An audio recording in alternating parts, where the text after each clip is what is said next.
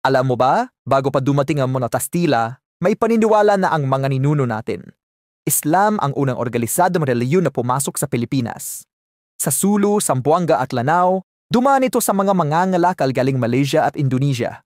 Noong 1380, itinaya ni Sheikh Karim ul Makdum ang kauna-unahang masjid sa Simunul, hudyak ng pagusbo ng pananampalataya. Sinundan ito ng pagkatatag ng Sultanato ng Sulu noong 1350 at binaglaon. Sumibol ang Sultanato ng Maguindanao, may ginawang sentro ng kalakalan at diplomasya ang Mindanao. Ang Islam, hindi ito ginamit para magsakop, kundi para magturo, maglingkod, at magbigay ng magandang pamumuhay. Hanggang ngayon, buhay na buhay ang pananampalatayan ito.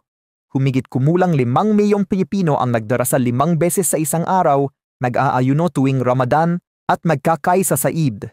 Hindi lang ito reliyon, ito ay pagkakakilanlan, pamumuhay, at kasaysayan.